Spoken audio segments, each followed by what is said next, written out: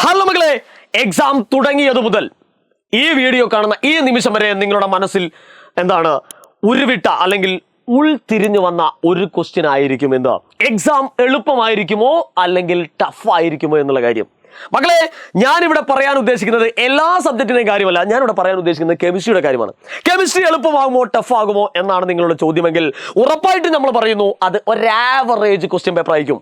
ചുരുക്കി പറഞ്ഞാൽ കൂടുതൽ എളുപ്പമാവാനും സാധ്യതയില്ല, എന്നാൽ കൂടുതൽ ടഫ് ആവാനും സാധ്യതയില്ല.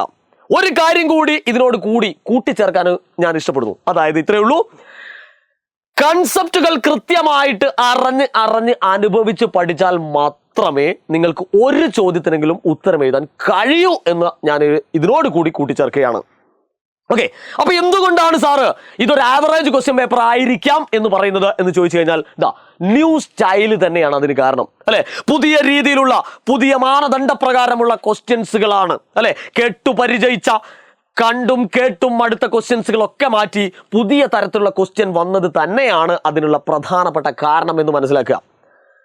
സാറ് ഈ അവസാന നിമിഷത്തിൽ ഇങ്ങനെയൊക്കെ പറഞ്ഞ് പേടിപ്പിക്കുകയാണെങ്കിൽ ഞങ്ങൾ എന്ത് ചെയ്യും സാറേ എന്നാണ് നിങ്ങളുടെ ചോദ്യമെങ്കിൽ, മക്കളെ, ഏത് ക്വസ്റ്റ്യൻ വന്നു കഴിഞ്ഞാലും അതിന്റെ മുമ്പിൽ എന്താണ് നെഞ്ചും പിരിച്ചിരുന്ന് ചങ്കൂറ്റത്തോടെ അത് എഴുതിപ്പിക്കാൻ വേണ്ടിയിട്ടാ നമ്മൾ വരുന്നുണ്ട്.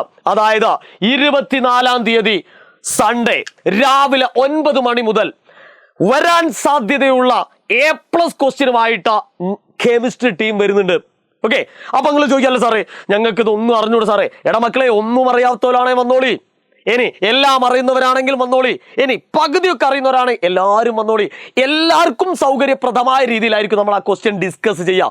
ബേസിക് ആയിട്ടുള്ള കാര്യങ്ങൾ പറയും, അഡീഷണൽ ആയിട്ടുള്ള കാര്യങ്ങൾ പറയും, അതിലേക്ക് എത്താനുള്ള ട്രിക്കുകൾ പറയും. അങ്ങനെ അടിപൊളിയായിട്ട് ഏതാണ്ട് ഒരു ഉച്ച സമയം ആകുന്ന സമയത്തേക്ക് നമ്മൾ മുഴുവൻ ക്വസ്റ്റ്യൻസുകൾ നമ്മൾ ഡിസ്കസ് ചെയ്ത് കഴിഞ്ഞിരിക്കും. അപ്പൊ മറക്കരുത് മക്കളെ, കൃത്യം 9 മണി സൺഡേ 24/8/2025. നിങ്ങൾ മാത്രം വന്നാൽ പോരാ, നിങ്ങളെ കൂട്ടുകാരെയും ഒക്കെ വിളിച്ചു വരിക. അവിടെ വെച്ച് കാണാം.